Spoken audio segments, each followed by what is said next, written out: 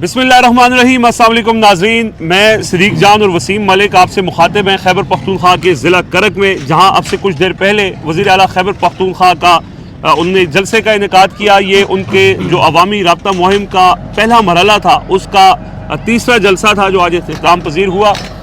इस जलसे में क्या हुआ आपको तफसील से आगाह करेंगे, लेकिन उससे पहले एक अफसोस था खबर कि आज शहीद अरशद शरीफ की वालदा साहिबा इस दुनिया से रुखसत हो चुकी हैं और एक तवील अरसे से ज़ाहिर है वो बीमार भी थी और उनका नमाज जनाजा आज रात 9 बजे इस्लामाबाद H11 कब्रिस्तान में अदा किया जाएगा। एक अजीम माँ, एक अजीम खातून जिसने अब इस धरती पर अपने बेटे कुर्बान किए, इंसाफ उनको नहीं मिल सका, तो दुआ करें अल्लाह पाक उनकी मग़फ़िरत फरमाए, उनकी दर्जात बुलंद फरमाए और उनकी जो एक ख्वाहिश थी या उनकी जो एक ख्वाब था या एक माँ जिसके बेटे को नाहक कत्ल किया गया वो इंसाफ के लिए दर बदर फिरती रही लेकिन इंसाफ ना मिला। तो सदीक जान साहब, ज़ाहिर अफसोसनाक खबर तो है, अल्लाह उनके दर्जात बुलंद करे। ज़रा आज के जलसे के हवाले से बात करते हैं। ज़ाहिर अब ये डिस्कशन नहीं है कि कितने लोग थे या क्या माहौल था, वो तो एक मोमेंटम उन्होंने बना दिया है। जो इम्पोर्टेंट बात है वो ये है कि पहले मरहले में उन्होंने एक तो पब्लिक ओपिनियन को इतना ज़्यादा मोबिलाइज़ कर दिया है और उसके साथ साथ एक नई लहर, एक नई रूह फूंक दी है, जिसके बाद 2 हफ्तों के अंदर KPK की फ़िज़ा में तब्दीली नज़र आ रही है। कितना वो कामयाब हुए हैं, आज के वो जो उनकी तकरीर थी वो भी बड़ी इंपॉर्टेंट थी, उसमें बहुत अहम नुकात थे, तो ज़रा तफसील से इन सारी चीज़ों का अहाता कीजिएगा। देखिए, जलसे पे जाने से पहले अरशद शरीफ साहब की वालदा के लिए बहुत दुआएं, अल्लाह ताला उनका दर्जात बुलंद करे।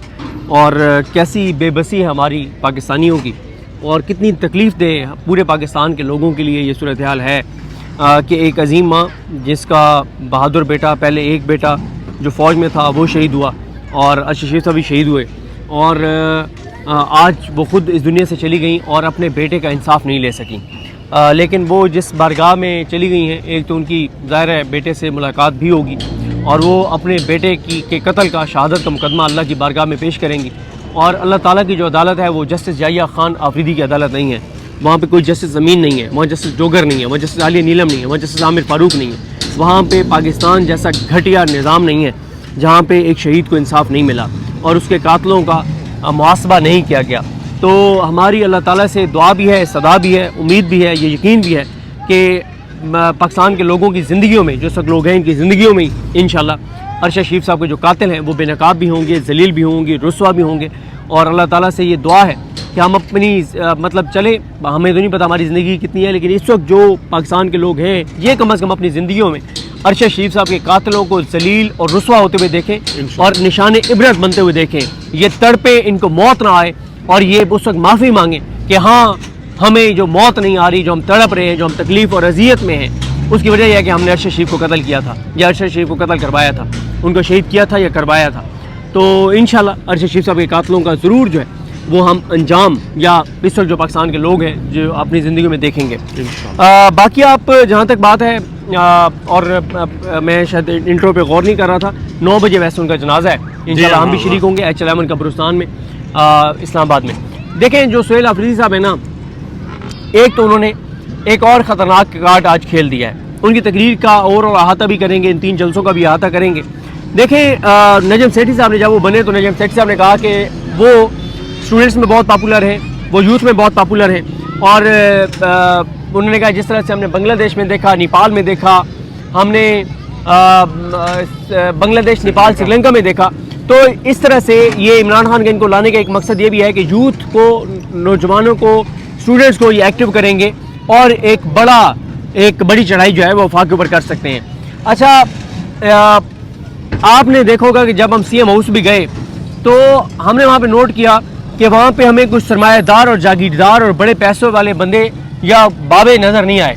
हमें वहाँ पे होता है, हाँ, नॉर्मली होता है कि वज़ीर-ए-आला के पास जो है वो बड़े बड़े लोग आए बैठे होते हैं, बड़े पैसे वाले आए बैठे होते हैं, लेकिन हमने वहाँ पे देखा कि वहाँ पे हमें नौजवान नज़र आए, उनके यूथ के वो अहदेदार नज़र आए, उनके यूथ के और ISF के वो कारकुन नज़र आए जिनके कपड़े भी उस तरह से नहीं थे कि वो को बहुत अमीर हों, जो आज से चंद साल पहले कुर्सियाँ लगाते थे जलसों में, ठीक है। और उनको देख के पता चलता था कि ये ग्रास रूट लेवल के आम वर्कर हैं। देखें, जो नौजवान होता है ना, उसके अंदर वो खौफ नहीं होता, वो दलेर होता है, वो बहादुर होता है, वो बेखौफ होता है। तो इसलिए جو سہیل آفریدی صاحب کی حکمت عملی میں نظر آ رہی ہے کہ وہ جس دن سے آئے ہیں، بلکہ آپ کو یاد ہوگا کہ میں نے ان کو کہا، میں نے کہا کہ عام طور پہ ہم دیکھتے ہیں کہ جب کوئی وزیر اعلیٰ بنتا ہے تو اس کے خاندان کے لوگ جو ہے نا وہ ہمیں بڑے پھونپھا میں نظر آتے ہیں کہ جی ہم اب وزیر اعلیٰ ہیں. میں نے کہا آپ کی فیملی کا تو ایسا نہیں ہے، بلکہ یہاں پہ ایک چیز کا ذکر کرنا ضروری ہے کہ ہمیں ایک بیوروکریٹ نے کہا کہ 2 ہفتے ہو گئے ہیں سہیل آفریدی کو وزیر اعلیٰ بنے ہوئے، لیکن ابھی تک کے پی کے میں نے بیوروکریٹس میں کہیں نہیں سنا. عموماً ہمیں یہ باتیں سنتے ہیں کہ کسی بیوروکریٹ نے یا کسی اور نے یہ کہا کہ میری سہیل آفریدی کے بھائی سے بات ہو گئی ہے، اتنے پیسے اس کو دوں گا اور اس عہدے پہ میں آ رہا ہوں. انہوں نے کہا ایسا نہیں ہوا. تو میں نے سہیل آفریدی صاحب کو کہا کہ اور ہم ان کی فیملی کے لوگوں سے بھی ملے، آگے دیکھتے ہیں وہ کیا ہوگا. ظاہر ہے ان کی فیملی کے لوگوں کے اوپر بھی بڑی رسپانسبلٹی ہے کہ ان کو بڑی عاجزی کے ساتھ چلنا ہوگا اور کوئی ایسی چیز نہیں کرنی ہوگی جو سہیل آفریدی کے خلاف استعمال ہو. ابھی تک تو ایسی کوئی چیز نہیں ہے، لیکن آگے بھی ان کو ظاہر ہے محتاط رہنا ہوگا. لیکن میں نے سہیل آفریدی صاحب سے کہا کہ جب سے ہم کے پی آئے ہیں، پہلے بھی آئے جب سے آپ وزیر اعلیٰ نامزد ہوئے ہیں، تو کے پی کے جس عام ورکر کو ملتے ہیں وہ کہتا ہے میں وزیر اعلیٰ ہوں. یہ وزیر اعلیٰ میرا بہت قریبی جاننے ٹھیک ہے، یہ وہ جاننے والا تو دور کی بات ہے، وہ کہتا ہے میں وزیر اعلیٰ ہوں اور فیصلے میں کروں گا. تو یہ جو چیز ہے نا جس پہ ہم نے کہا خیبر میں بھی کہا کہ جب آپ لوگوں کو اونرشپ دیتے ہیں نا، لوگوں کو رسپانسبلٹی دیتے ہیں. ایک چیز ہے کہ میں آپ کو کہتا ہوں کہ رضوان گلئی صاحب، وسیم ملک صاحب، میں یہ کرنے جا رہا ہوں تو میں کرنے جا رہا ہوں نا، آپ کا اس کے اوپر کوئی بوجھ نہیں ہے. ہاں آپ ایز اے دوست میرے ساتھ کہاں تک کھڑے ہوتے ہیں یہ آپ کی مرضی ہے، لیکن جب میں آپ کے پاس آؤں گا کہ رضوان صاحب، وسیم صاحب، اسد چودھری صاحب یہ معاملہ ہے، آپ بتائیں کیا کرنا ہے. جب آپ یہ آپ بتائیں، جب آپ مجھے بتائیں گے پھر آپ کی اونرشپ ہے، پھر آپ پیچھے نہیں ہٹ سکتے. اور آج صبح ہماری ممتاز بنگئی صاحب سے جب ملاقات ہوئی، یہ اس تناظر میں بات کروں کہ جو کل قبائلیوں کو انہوں نے آن بورڈ لیا ہے اور آگے تمام وہ قبائلی اضلاع میں جا رہے ہیں، تو انہوں نے کیا کہا ممتاز بنگئی صاحب نے، بہت سینئر صحافی ہیں اور ہمارے تو استادوں میں سے ہیں، میں تو بہت ان سے سیکھتا ہوں. انہوں نے کہا کہ جب جرگہ ایک فیصلہ کر دیتا ہے، یعنی جرگہ فیصلہ کر دیتا ہے، جو قبائلی لوگ کہہ بھی رہے ہیں کہ آپ ہمیں ٹائم دیں، ہم 1 یا 2 ماہ کا ٹائم دیں گے، تمام جرگے بلائیں گے اور ہم دہشت گردوں کو 1-2 ماہ کا ٹائم دیں گے کہ نکل جاؤ ورنہ ہم پھر بندوق اٹھائیں گے. انہوں نے کہا اگر وہ نہیں نکلتے، پھر جب جرگہ فیصلہ کرے گا کہ بندوق اٹھا کے نکلنا ہے تو یہ ہو نہیں سکتا کہ کوئی مس ہو جائے. ہر گھر میں سے ایک بندے کو اسلحے سمیت نکلنا پڑے گا دہشت گردوں کے خلاف. یہ اب دیکھیں نا سہیل آفریدی ہر جگہ پہ لوگوں کو اونرشپ دے رہے ہیں، لوگوں کو انوالو کر رہے ہیں، اب اسٹوڈنٹس کو انوالو کر رہے ہیں، یوتھ کو انوالو کر رہے ہیں. 14 نومبر کو انہوں نے کے پی میں ایک بڑا جلسہ کرنے کا اعلان کیا اسٹوڈنٹس کا. دیکھیں وہ اسٹوڈنٹس کا خون گرما رہے ہیں. اگر وہ اس میں طلبہ یونین کو بحال کرنے کا اعلان کر دیتے ہیں تو ایک دم بہت بڑی بات ہے، کالجز اور یونیورسٹیز کے اندر نا ایک ایکٹیویٹی شروع ہو جائے گی. آج بھی آپ کو پولیٹیشنز میں 60-70% وہ لوگ نظر آتے ہیں جو اسٹوڈنٹ یونینز میں ایکٹیو تھے، چاہے وہ پیپلز پارٹی، نون لیگ یا جمعیت سے بہت سے آئے ہیں لوگ آئے ہیں، ATI سے آئے ہیں، تو اسٹوڈنٹ یونین سے وہ نکل کر آئے ہیں. باقی اگر آپ ان کی تقریروں کا مکمل احاطہ کریں، ایک تو وہ ہر تقریر میں جا کے مسلسل یہ بات کر رہے ہیں اور ایک طرح سے وہ دیکھیں سہیل آفریدی کی نظر میں لوگوں کو اپنا آپ نظر آتا ہے کہ عام آدمی کو دیکھیں کتنے کے پی کے اندر جاگیردار اور پیسے والے کتنے ہوں گے، گنے چنے ہوں گے نا. باقی تو مڈل کلاس ہے، لوور مڈل کلاس ہے. مڈل کلاس اور لوور مڈل کلاس کو سہیل آفریدی کی نظر میں اپنا آپ نظر آتا ہے، یار یہ ہم ہیں. ایک تو وہ ہر جگہ جا کے اور اپنی مظلومیت، یہ مظلومیت کارڈ بہت بڑا کارڈ ہوتا ہے، لوگوں کی ہمدردیاں ہوتی ہیں کہ یار یہ بیچارہ یار بات تو ٹھیک کر رہا ہے. وہ ہر جگہ جا کے پہلی بات تو یہ کر رہے ہیں کہ آپ نے دیکھا انہوں نے میرے خلاف کیا سازشیں کی، انہوں نے کیسے میرا راستہ روکنے کی کوشش کی، کیونکہ میں میرے نام سے شریف نہیں لگتا، زرداری نہیں لگتا، میں عرب پتی نہیں ہوں، میں جاگیردار نہیں ہوں، میں آپ میں سے ہوں، میں عام ہوں، عام ورکر ہوں، میں عام قبائلی ہوں، اس لیے انہوں نے میرے خلاف یہ کیا، میں عام پاکستانی ہوں، میرے خلاف اس لیے یہ سارا کچھ کیا ہے. دوسرا انہوں نے آج یہ اور بھی انہوں نے ایک اپنی اخلاقی پوزیشن برتری بھی حاصل کی. انہوں نے کہا میرے خلاف گھٹیا زبانیں استعمال کی گئی، سطحی زبانیں استعمال کی گئی، غلیظ زبانیں استعمال کی گئی اور عام لوگوں نے نہیں کی. اور انہوں نے کہا عام لوگوں نے نہیں، انہوں نے کہا DGI اختیار نے پشاور میں آ کے کی اور یہ میرے ساتھ ہوا ہے. لیکن وہاں پہ انہوں نے ایک اخلاقی برتری بھی لی کہ میرے خلاف گھٹیا زبانیں وزیروں نے بھی استعمال کی، غلیظ زبانیں استعمال کی. میں عمران خان کا سپاہی ہوں، میں پشتون ہوں، میں قبائلی ہوں، ہماری روایات ہے. میں نے اس کا جواب اس زبان میں نہیں دیا. انہوں نے دیکھیں میں آپ کو بتا رہا ہوں نا کہ پتہ نہیں ان کا، وہ خود بھی ان کے بارے میں یہ تھا کہ وہ بہت درویش آدمی ہے. ہمارا بھی پہلا تھا بڑا درویش ہے، لیکن ان کی تقریر کے اندر 12 مثالیں پورے ہوتے ہیں. یعنی وہ کے پی کے لوگوں کی بھی بات کرتے ہیں، اپنے ووٹرز کی بات بھی کرتے ہیں، وہ گورننس کی بھی بات کر رہے ہیں، وہ کرپشن کے اوپر زیرو ٹالرنس کی بھی بات کر رہے ہیں، وہ پروجیکٹس بھی اناؤنس کر رہے ہیں، وہ یوتھ کی بھی بات کر رہے ہیں، وہ طلبہ کی بھی بات کر رہے ہیں، وہ جو ہے وہ عمران خان کی بھی بات کر رہے ہیں. وہ اس کے بعد آپ دیکھیں کہ وہ مظلومیت کارڈ بھی استعمال کر رہے ہیں، وہ اینٹی اسٹیبلشمنٹ بات بھی کر رہے ہیں. وہ اپنی تقریر کے اندر تمام کی تمام چیزیں رکھ رہے ہیں. وہ اپنی قبائلی روایات کی بھی بات کر رہے ہیں. وہ ہر چیز کو وہ کور کر رہے ہیں. ان کی تقریر میں ہر پہلو جو ہے وہ موجود ہے. وہ جہاں پہ اب وہ ایک نیا نیریٹو بنا رہے ہیں جو اس سے پہلے علی امین گنہ پور نے نہیں بنایا. وہ بار بار کہہ رہے ہیں کہ 3000 ارب دینے جناب آپ نے وفاق نے ہمارا 3000 ارب, اور اس میں انہوں نے کیا کہا ہے. ابھی وہ ایک نیریٹو بنا رہے ہیں نا, وہ زمین مزید گرم کرنے جا رہے ہیں. اب وہ آگے قبائلی علاقوں میں جا رہے ہیں, اضلاع میں جا رہے ہیں, جرگے کرنے. وہ 14 کو اسٹوڈنٹس کا جلسہ کرنے جا رہے ہیں, اور وہ کیا کہہ رہے ہیں, پہلے میں اپنی عوام کے پاس جاؤں گا اور عوام کو بتاؤں گا, تمہیں میں موقع دے رہا ہوں, تمہیں میں ٹائم دے رہا ہوں, اور اگر نہ ہوا. اور اس بار آپ دیکھیے گا جو مارچ ہوگا اسلام آباد کی طرف اگر ہوگا, اس میں امن کی بات ہوگی تو پورا کے پی کے جذبات ساتھ ہوں گے. اس میں مائنز اینڈ منرلز کی آج بھی انہوں نے بات کی. دیکھیں کے پی کے لوگوں کے نا دل کے بہت قریب ہے یہ امن کی بات, ملٹری آپریشن کی بات, مائنز اینڈ منرلز کی بات, یہاں کے وسائل کی بات, یہاں کے لوگوں کے حق کی بات, یہاں کے لوگوں کے فنڈز کی بات, وفاق کی ظلم اور زیادتیوں کی بات. وہ انہوں نے آج بھی کہا کہ آپ سویلی ماں جیسا ہم سے سلوک کر رہے ہیں. یہ ساری باتیں کے پی کے لوگوں کے دل کے قریب ہے, پی ٹی آئی کے لوگوں کے نہیں, کے پی کے عام لوگوں کے دل کے قریب ہے. وہ ایک نیریٹو بنا رہے ہیں سر, اور یہ نیریٹو وفاق کے لیے بہت خطرناک ہے. وفاق کو اب آج انہوں نے کیا بتایا, انہوں نے کہا 70 گاڑیوں کے ہم نے پیسے دیے, بلٹ پروف گاڑیاں 40 دیں, 30 دے نہیں رہے. اور بھائی اب دے بلٹ پروف گاڑیاں کے پی کے کو ضرورت ہے, جب وہ اپنے پیسوں سے آپ نے 3 ان کو کچرا گاڑیاں دے دی. انہوں نے کہا کہ آپ نے بلٹ پروف گاڑیاں کباڑ, ٹھیک ہے. اچھا دیکھیں آج انہوں نے ایک اور آپ نے دیکھا جب ڈی چوک کے نعرے لگے تو انہوں نے اسٹیبلشمنٹ کو پیغام دیا کہ لوگوں کے جذبات کو دیکھو, لوگوں کے جذبات احساسات کو دیکھو, اگر اور ورنہ عمران خان کی کال آئے گی تو کسی کو منہ چھپانے کی جگہ نہیں ملے گی. دیکھیں آج انہوں نے ایک اور بڑی امپورٹنٹ بات کی. انہوں نے کہا کہ شہباز شریف والی وہ بات انہوں نے پہلے بتا دی تھی کہ شہباز شریف نے کہا پوچھ کر بتاتا ہوں. کہتے ہیں جب کال آئی شہباز شریف کی, میں نے کہا میں نے عمران خان سے ملنا ہے, اس نے کہا میں پوچھ کے بتاتا ہوں. تو کہتے ہیں جب مجھے وفاق سے کال آئی کہ میٹنگ ہے وفاق میں, تو میں نے کہا میں اپنے لیڈر سے پوچھ کے بتاتا ہوں. اگر تم ادھر سے پوچھ کے بتاؤ گے تو میں اپنے لیڈر سے پوچھ کے بتاؤں گا. دیکھیں سہیل آفریدی عمران خان کا بار بار ذکر کر کے بتا رہے ہیں کہ اب ہوگا بھی عمران خان, ہے بھی عمران خان, اور کوئی فیصلہ بھی عمران خان سے پوچھے بغیر جو ہے وہ نہیں کیا جائے گا.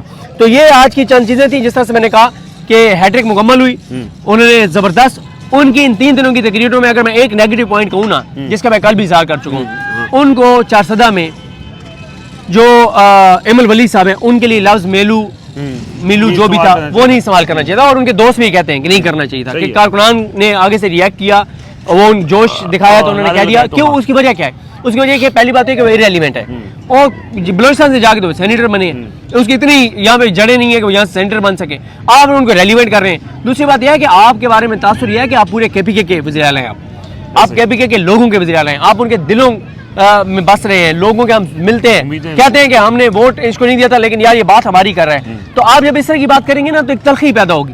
اس وقت جب آپ ایک نیریٹو پورے کے پی کے لوگوں کا بنا رہے ہیں, کے پی کے وسائل کی بات کر رہے ہیں, امن کی بات کر رہے ہیں, پھر اس بار دیکھیں جو اس بار یہ نکلیں گے نا اس میں وسائل کی بھی بات ہوگی, امن کی بھی بات ہوگی, دہشت گردی کی بات ہوگی, ملٹری آپریشن کی بات ہوگی, مرید کے بھی کی بات ہوگی. تو پنجاب سے ان کو خاصی اس بات پہ سپورٹ ملے گی جب یہ مرید کے کو بھی اپنے اس ایجنڈے میں شامل کریں گے. تو میرا خیال ہے کہ مزید شدت بڑھ رہی ہے, شدت بڑھانے میں وہ کامیاب ہو رہی ہیں. اب اس میں ہم بہت زیادہ بات کر چکے ہیں کہ شدت تو بڑھتی چلی جائے گی. اس کے بعد کیا مذاکرات ہوں گے یا مذاکرات نہیں ہوں گے, میں بتا چکا ہوں کہ مذاکرات اگر ہوں بھی تو کچھ نہیں ملے گا. وسیم سے ٹھیک ہے, میں وسیم ملک آپ سے یہ پوچھنا چاہتا ہوں کہ دیکھیں جو بات وہ کر رہے ہیں یا جس انداز سے کر رہے ہیں, عوام میں جا کے جلسوں کے اندر ان کی جو گفتگو ہے یا ان کے جو مطالبات ہیں وہ اس موجودہ جو نظام ہے, ہائبرڈ نظام ہے, ان کے لیے ان مطالبات کو تسلیم کرنا تقریباً ناممکن سی بات ہے. مقصد یہی ہے کہ جو بھی وہ بات کر رہے ہیں وہ اس موجودہ حکومت کی پالیسی کے اگینسٹ ہے اور یہاں کے لوگوں کی بات ہے. اب یہ ایک کلیئر یعنی دونوں کے درمیان اختلاف ہے. ظاہر ہے جب اختلاف ہوتا ہے تو وہ کسی بات چیت کے ذریعے حل ہوتا ہے, جو حل ہوتا نظر نہیں آ رہا تو پھر تصادم کی طرف چیزیں بڑھتی ہیں. تو یہ جو مومنٹم بلڈ ہو رہا ہے, جو جن چیزوں کی بنیاد کے, جن فیکٹس کی بنیاد پہ لوگوں کو ان کی بات اپیل کر رہی ہے اور یہاں کا پورا ایک ماحول ہی تبدیل ہو چکا ہے, تو کتنا فائدہ مند ہوگا یہ جو ان کی اسٹریٹجی ہے کہ لوگوں کے ساتھ جا کے بات کر, لوگوں کے درمیان بیٹھ کے لوگوں کو اونرشپ دے کے, جیسے صدیق بھائی نے بات کی ہے, اور وہاں سے پیغام دینا، جیسے کل جرگہ ہوا، آج جلسہ ہوا، آگے مزید جلسے ہونے جا رہے ہیں، تو کیا یہ پریشر بلڈ کر سکیں گے اور اس سے پہلے کہ ان کو خود نکل کے اپنا حق لینا پڑے، یہ احساس دلا دیں کہ یہ دیکھیں یہ لوگوں کے جذبات ہیں اور یہ حق آپ کو دینا پڑے گا؟ میں اس پہ آتا ہوں، لیکن وہ جو آپ نے عرشی شریف شہید کی والدہ کے حوالے سے بات کی، انتہائی افسوسناک، اللہ پاک انہیں جنت الفردوس میں اعلیٰ مقام عطا فرمائے، ان کے درجات بلند فرمائے. لیکن صدیق جان صاحب، آپ نے کہا کہ یہ یحییٰ آفریدی یا امین الدین خان صاحب کی عدالتیں نہیں ہیں، تو میرے خیال میں ہمیں تھوڑا سا پس منظر میں جا کر ان تمام ججز کا نام لینا چاہیے. چیف جسٹس عمر بندیال نے سو موٹو نوٹس لیا، فیصلہ نہیں کر پائے. بینچ میں شامل تمام ججز، اس کے بعد قاضی فائزیسہ آئے، ایون کہ ایک مرتبہ قاضی فائزیسہ نے صرف اپنا سکور سیٹل کرنے کے لیے جسٹس شاہ کی عدالت میں یہ مقدمہ لگا دیا، جب یہ 12 جولائی اور 2024 کا معاملہ تھا. تو جسٹس منصور علی شاہ نے بھی وہ کیس سننے سے انکار کر دیا تھا، اور اس ملک کا کوئی وکیل ایسا نہیں تھا کہ جو عرشی شریف صاحب کا مقدمہ جو ہے وہ سنتا. تو یہ تمام ان چیز کے ذمہ دار ہیں. اور مجھے کمرہ عدالت کا وہ ایک لمحہ بھی یاد ہے کہ جب عرشی شریف شہید کی والدہ مرحومہ نے ایک بند لفافہ دیا جسٹس بندیال کو کہ یہ میرے نامزد ملزم ہیں، FIR اندراج نہیں ہو رہا، آپ ذرا وہ کروا کے دیجئے. انہوں نے وہ کھولا پڑھا، چہرے کے تاثرات ہی ان کے بدل گئے، دائیں بائیں ججز کو دکھایا اور واپس درہ سے بند کر کے لفافہ، اور کہا کہ آپ نے تو بڑے طاقتور لوگوں کے نام لے لیے ہیں. تو وہ سارے ذمہ دار ہیں. بہرحال اب فیصلہ ایگزیکٹلی آپ نے باقی ساری گفتگو کی. دیکھیے، اگر ہم ان جلسوں کے حوالے سے بات کریں یا ان مومنٹم کے حوالے سے بات کریں، جو اس وقت تاثرات سرفس پہ آ رہے ہیں، یہ تو پہلے موجود تو تھے. علی امین گنڈاپور کی حکومت کے وقت بھی موجود میں تھے، لیکن انہیں کوئی یوٹیلائز کرنے والا نہیں تھا. وہ وکٹ کے دونوں جانب کھیل رہے تھے. سہیل آفریدی کی صورت میں ایک نیا لیڈر ملا، وہ متحرک بھی تھے، اور یہ گفتگو ہم پہلے بھی کر رہے تھے. جیسے آپ نے بڑا زبردست وہ ایک اس کے اوپر تجزیہ دیا تھا کہ سوشل میڈیا ہو، تنظیم ہو KPK کی یا گورنمنٹ ہو، وہ سب ایک پیج پہ تھے. ہم نے ان 3 دنوں میں چارسدہ سے لے کر خیبر سے لے کر پشاور سے لے کر یہاں کرک تک، ہم نے اب ان لوگوں کی تاثرات دیکھ لیے ہیں اپنی آنکھوں سے کہ جو گفتگو ہوتی تھی وہ درست ہوتی تھی. آپ کا جو سوال ہے کہ احساس ہوگا، احساس کس صورت میں ہوگا؟ یہ سب اس وقت کیوں ہو رہا ہے؟ یہ سہیل آفریدی صاحب فوراً ہی، ابھی ان کی کیبنٹ نہیں بنی، وہ عوام میں کیوں آئے؟ وہ ایک ملاقات مانگ رہے ہیں. جو موجودہ نظام ان کو ملاقات نہیں کرنے دے رہا. آلدو کے رانا ثناء اللہ صاحب نے غالباً ہفتے کے روز کہا کہ سوموار کے روز ملاقات ہو جائے گی، یعنی کل ان کی ملاقات ہو سکتی ہے. مجھے ابھی بھی ممکن ہے، اور اللہ کرے میں غلط ہوں، سینس کہیں پرویل کرے، مجھے ملاقات ہوتی نظر نہیں آ رہی. جس طرح یہاں سٹیج سے تلخی بڑھ رہی ہے، سٹیج سے جو بیانات آ رہے ہیں، روز بروز مزید تلخ آ رہے ہیں، تو ملاقات نہیں ہونی. تو جو لوگ ملاقات نہیں کروانے دینا چاہتے، آپ کو لگتا ہے کہ وہ خیبر پختونخوا کے امن کے حوالے سے کوئی سنجیدہ اقدامات کریں گے؟ وہ خیبر پختونخوا میں جو عوام کا سینٹیمنٹ ہے اس کے حوالے سے سنجیدہ اقدامات کریں گے؟ آپ ایک لمحے کے لیے چھوڑ دیجئے PTI اور اسٹیبلشمنٹ کی لڑائی ہے. آپ یہ دیکھیے کہ یہ پختونخوا کے لوگ ہیں. وفاق اور پختونخوا کو تھوڑا کمپیریزن کیجئے تو کل پرسوں سے یہ بات سرفس پہ آ رہی ہے نا کہ 3000 ارب آپ نے نہیں دیے. یا تو دہشت گردی کا معاملہ ہوتا اور آپ سنجیدہ ہوتے تو 3000 ارب آپ کے پاس ڈیو نہ ہوتا یہاں کا. تو بہرحال اس سارے اقدامات میں 3 گاڑیاں نہ دینی پڑتی، 3 پرانی گاڑیاں نہ دینی پڑتی. سہیل آفریدی کے اوپر وہ ساری چارج شیٹ بہرحال اس کا وہ جواب دے چکے ہیں. ایک چیز اسٹیبلش ہو گئی ہے کہ لوگ کمیٹڈ ہیں اپنے کاز کے ساتھ. امن اور عمران خان، اس پر وہ جلسوں میں آ کے مومنٹم بھی ڈیولپ ہو رہا ہے اور لوگ تیار بھی ہیں. سہیل آفریدی صاحب سٹیج پر کھڑے ہو کے گفتگو کرتے ہیں تو نیچے سے ڈی چوک کی آوازیں بھی آ رہی ہوتی ہیں. اور اس میں ایک بار یہ فرق ہے کہ ہم نے لوگوں سے گفتگو کی تو وہ یہ سمجھتے ہیں کہ چاہے 26 نومبر کو جو کچھ ہوا وہاں پہ سہیل آفریدی صاحب ہوتے تو وہ وہاں سے نہ جاتے، اور اگر سہیل آفریدی صاحب وہاں سے نہ جاتے تو ہم بھی وہاں بیٹھتے اور دھرنا دیتے. تو اس بار خدا نہ خواستہ اگر ایسی صورتحال آئی تو لوگ زیادہ کمیٹڈ ہو کر وہاں جائیں گے اور زیادہ ریزنٹمنٹ کے ساتھ وہاں بیٹھیں گے. لیکن ابھی تک تقاریر کی حد تک یہ معاملہ ہے، ابھی تک نیریٹو کی حد تک ہے. اب دیکھنا یہ ہے کہ ملاقات نہیں ہوتی تو اگلے آنے والے ایک ہفتے میں کیا ہوگا. سہیل آفریدی صاحب کے پاس عملی صورت میں کیا پلان ہے، اور اگر ملاقات ہو جاتی ہے تو اس کے بعد تو وہ عمران خان صاحب جو بھی کہیں گے وہ ہوگا. لیکن اگر ملاقات نہیں ہوتی، کیونکہ یہ تینوں جگہیں ملاقات نہ ہونے کی وجہ سے انہوں نے عوام میں آنے کا فیصلہ کیا تھا. وسیم ملک، یہ بتائیں کہ سہیل آفریدی صاحب 26 نومبر کو بھی تو ڈی چوک موجود تھے نا، اور وہ تب نکلے جب ایک کارکن شہید ہوا اور اس کو گاڑی میں لے کے نکلے تھے. یعنی وہ تو اس دن بھی وہاں پہ ڈی چوک پہ پہنچے تھے، سب سے پہلے پہنچنے والوں میں سے، رکاوٹیں ہٹانے والے میں سے تھے. تو ہم نے جب ان کے قریبی شخصیت سے پوچھا کہ سہیل آفریدی اگر 26 نومبر کو لیڈ کر رہے ہوتے تو کیا کرتے، تو انہوں نے کیا جواب دیا؟ سہیل آفریدی کو اگر وہ لیڈ کر رہے ہوتے تو وہ بیٹھتے، وہ دھرنا دیتے. اگر سہیل آفریدی وزیر اعلیٰ ہوتے تو کیا ایک منتخب وزیر اعلیٰ، ایک چیف ایگزیکٹو کے اوپر آپ گولیاں چلاتے؟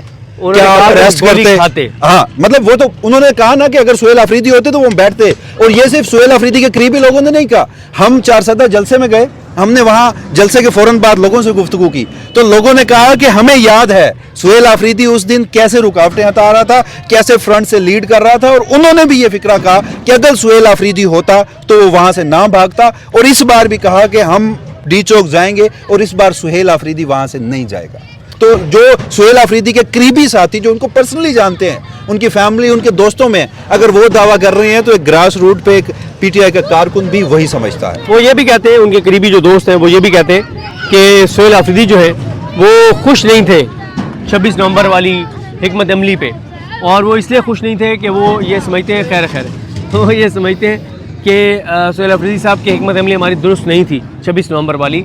वो जो पहला एक प्लान था कि पंजाब से 500 जो पीटीआई के एमएनएस एमपीएस टिकट होल्डर्स मिला के कुल हैं 500 लोग हैं, वो 500 लोग 100 लोगों को सवाबी में लेके आएँ, वो सब लोग 50,000 लोग सवाबी पहले पहुँच जाएँ, फिर इकट्ठे मूव करें। तो वो ये समझते हैं कि वो हिकमत अमली ठीक नहीं थी।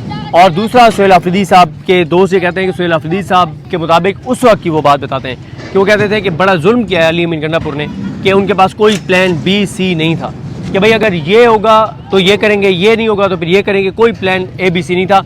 इस बार वो कहते हैं कि तमाम प्लान जो हैं वो बनाए जाएंगे और एक स्ट्रेटजी उनके मैं पास। आपको भी दाद देता हूँ, आप यहाँ से चले वहाँ तक वीडियो में, और सिद्दीक जान साहब आपसे मुखातिब थे और आप आवाम से और कैमरे से मुखातिब ही नहीं थे। बस देखें, मैं जो बात आखिर में करना चाहता हूँ लोगों के लिए भी, देखें हमने 4 से ये सफ़र शुरू किया, फिर उसके बाद हम खैबर गए और आज यहाँ करक में मौजूद हैं। एक चीज़ जो आप इस्लामाबाद में बैठ के, बहुत से लोग इस्लामाबाद से बैठ के खैबर पख्तूनख्वा की पॉलिसी के ऊपर बात कर रहे होते हैं, और वो वहाँ से उनको उन ग्राउंड रियलिटीज़ का अंदाज़ा नहीं होता जो आप ग्राउंड पे आके ख़ुद जब लोगों से बात करते हैं। मसलन हमारे इस पूरे उसमें सफ़र में 4 में वहाँ लोगों से बात हुई, पेशावर में हमने 2 दिन गुजारे, वहाँ पे वहाँ लोगों से भी बात हुई, कबायली माहिदीन से, मशरान से, खैबर पख्तूनख्वा में जो पहले लोग हुकूमत में थे उनसे बात हुई, इसके अलावा जो ब्यूरोक्रेट्स हैं उनसे बात हुई, फिर जो आगे उम्मीदवार हैं जिनको लगता है कि वो आने वाली हुकूमत में होंगे उनसे बात हुई, वज़ीर आला से गुफ्तगू हुई, फिर यहाँ आ गए। यहाँ भी अब 3.5 घंटे का सफ़र करके यहाँ आने का मकसद ये था कि जब तक हम वहाँ पे जाके लोगों से बात करके नहीं हम बात कर सकते, जब तक आप ग्राउंड पे मौजूद ना हो। रिपोर्टिंग का ये बुनियादी एक फ़लसफ़ा यही है कि आप वहाँ उस जगह पे मौजूद हों तो आप ज़्यादा बेहतर तरीके से प्रेजेंट कर सकते हैं। तो ये कोशिश हमने की, और ये जो गुफ्तगू हम कर रहे हैं और मुसलसल कर रहे हैं, वीडियोज़ के अंदर कर रहे हैं, उसका मकसद सिर्फ ये है कि यहाँ के लोग क्या कह रहे हैं, सेंसिबल बात क्या है, सेंस प्रिवेल करना चाहिए और इश्यूज़ का हल निकलना चाहिए। हम इश्यूज़ के हवाले से हमने जो लोगों से सवालात किए, उनके हल के हवाले से भी लोगों से सवाल किए और कोशिश की कि वीडियोज़ के ज़रिए उनके जवाबात लोगों तक भी पहुँचाए जाएँ, और जहाँ ये पॉलिसी बनती है वहाँ तक भी ये बात पहुँचे कि यहाँ के लोग क्या चाहते हैं। तो ये कोशिश हमारी आगे भी जारी रहेगी इंशाल्लाह, और जहाँ जहाँ यही हमारा काम है करते रहेंगे। सिद्दीक भाई, माजरत के आपकी और वसीम मलिक की नींद भी बहुत ज़्यादा इन 3 दिनों में डिस्टर्ब रही, तो अब इंशाल्लाह नेक्स्ट हम इस्लामाबाद जाके अपना रूटीन का काम करेंगे और आगे भी जो एक्टिविटीज़ होंगी वो साथ साथ कवर करते रहेंगे। तो अगर आप इजाज़त दें, बिल्कुल, बहुत शुक्रिया जी। अपना फीडबैक ज़रूर देते थे। अल्लाह हाफ़िज़।